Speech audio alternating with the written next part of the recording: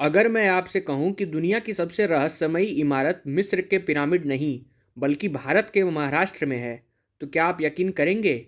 औरंगाबाद की गुफाओं में छिपा है एक ऐसा मंदिर जिसे देखकर आज के मॉडर्न इंजीनियर भी अपना सिर पकड़ लेते हैं। कैलाश मंदिर। यह मंदिर पत्थरों को जोड़कर नहीं बनाया गया, बल्कि एक पूरे के पूरे खड़े पहाड़ को ऊपर से नीचे काट कर तराशा गया है। एक भी गलती और पूरा प्रोजेक्ट बर्बाद हो सकता था। आज की टेक्नोलॉजी के साथ भी ऐसा कारनामा करना बेहद ही नामुमकिन सा है। तो 1200 साल पहले बिना मशीनों के यह अजूबा कैसे खड़ा हुआ? क्या इसे इंसानों ने बनाया था या फिर किसी बाहरी दुनिया की ताकतों ने? अब सुनिए वो फैक्ट जो वैज्ञानिकों को नीच से उठा देता है। पुरातत्व विभाग का मानना है कि इस मंदिर को बनाने के लिए 4 लाख टन पत्थर पहाड़ से बाहर निकाला गया था। इतिहास कहता है कि यह मंदिर सिर्फ 18 साल में बनकर तैयार हो गया था।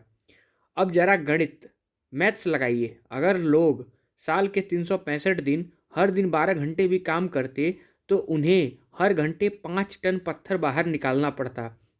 सोचिए, क्या सिर्फ छेनी और हथौड़ी से 1 घंटे में 5 टन पत्थर काट कर उसे वहां से हटाना संभव है? और सबसे बड़ा रहस्य, वो 4 लाख टन मलबा गया कहाँ? मंदिर के 50 किलोमीटर के दायरे में उस पत्थर का कोई नामो निशान नहीं है।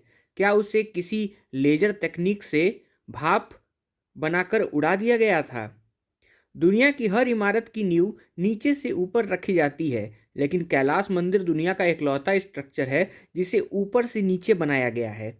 कल्पना कीजिए, अगर मूर्तिकार को पहाड़ की चोटी पर मंदिर का शिखर बनाना है तो उसे पहले से पता होना चाहिए कि नीचे के खंभे कहाँ आएंगे। नक्शा कागज पर नहीं, उनके दिमाग में 3D में छपा होना चाहिए था। यह बिल्कुल वैसा है जैसे आप आसमान से जमीन की तरफ खुदाई करें और एक बहुमंजिला इमारत खड़ी कर दें। एक सवाल और भी खड़ा होता है, क्या उस समय के लोगों के पास कोई भूमि यंत्र या एडवांस 3D मैपिंग डिज़ाइन थी? इस मंदिर की शक्ति का अंदाज़ा आप इस बात से लगा सकते हैं कि मुगल बादशाह औरंगजेब ने इसे नष्ट करने की कसम खाई थी। उसने अपने 1000 सबसे ताकतवर सैनिकों को भेजा।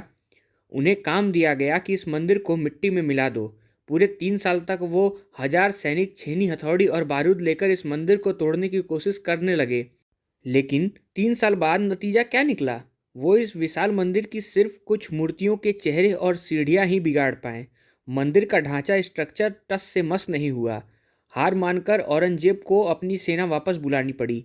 जिस मंदिर को बनाने में इंसानी क्षमता पर शक होता है, उसे मिटाना भी इंसान के बस की बात नहीं थी।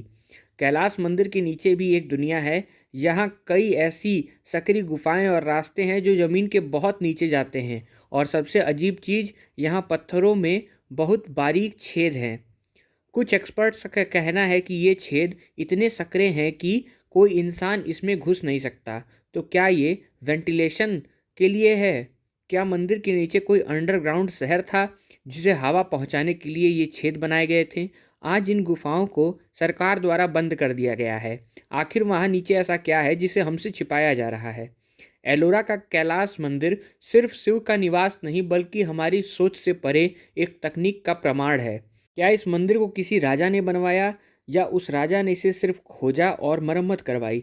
शायद हम कभी न जान पाए कि वो 4 लाख टन पत्थर कहाँ गायब हो गए, लेकिन यह मंदिर खामोशी से खड़ा होकर आज भी आसमान की तरफ देख रहा है, जैसे अपने असली निर्माता का इंतजार कर रहा हो। अभी तक हमने देखा कि यह मंदिर कैसे बना, अब जानते हैं कि यह मंदिर क्यों बना। एक प्राचीन कथा के अनुसार राष्ट्रकूट राजा कृष्ण प्रथम बहुत बीमार हो गए थे। उनकी रानी ने शिव जी से मन्नत मांगी कि राजा को ठीक होते ही वो एक भव्य मंदिर बनवाएंगी और जब तक वो मंदिर का शिखर नहीं देख लेंगी तब तक अन्न ग्रहण नहीं करेंगी। राजा ठीक हो गए, लेकिन वास्तुकारों ने कहा शिखर बनने में तो बरसों लग जाएंगे, रानी तब तक भूखी कैसे रहेंगी? तभी एक रहस्यमयी वास्तुकार सामने आया। उसने कहा मैं 1 हफ्ते में शिखर दिखा दूंगा। और उसने पहाड़ के ऊपर से काटना शुरू किया। सिर्फ 1 हफ्ते में उसने शिखर तैयार कर दिया।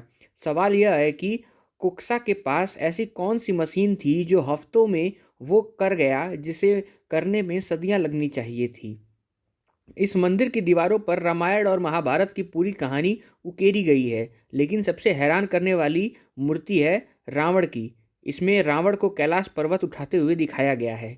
ध्यान से देखिए, यह मूर्ति दीवार पर चिपकाई नहीं गई है, बल्कि उसी पहाड़ को खोदकर अंदर ही अंदर तराशी गई है।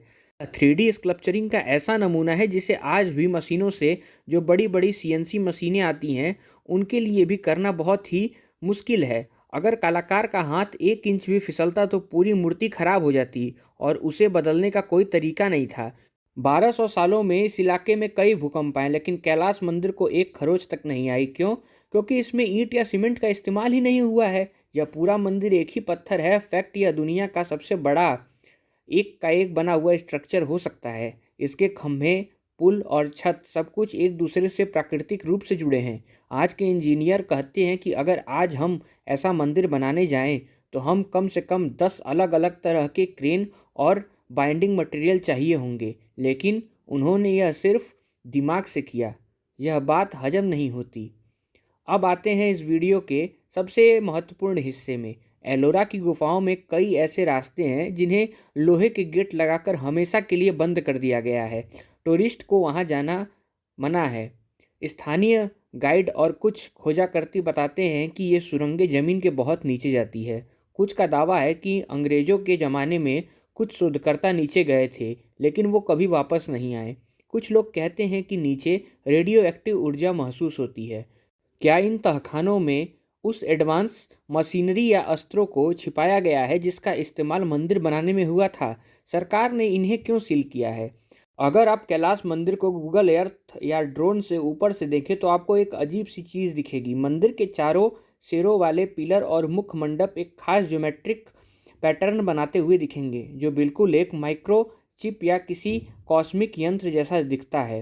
प्राचीन एलियन थ्योरीज का मानना है कि यह सिर्फ एक मंदिर नहीं, बल्कि एक एनर्जी ग्रिड है जो ब्रह्मांड की ऊर्जा को खींचने के लिए डिजाइन किया गया था। क्या यह मंदिर एलियंस के लिए एक लैंडिंग मार्क था?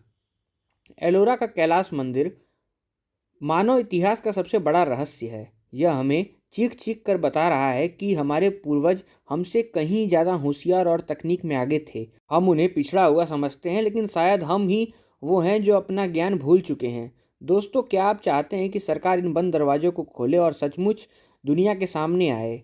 कमेंट में ओपन द डोर जरूर लिखें। अगर आपको यह सीरीज पसंद आई तो वीडियो को लाइक और चैनल को सब्सक्राइब जरूर करिएगा।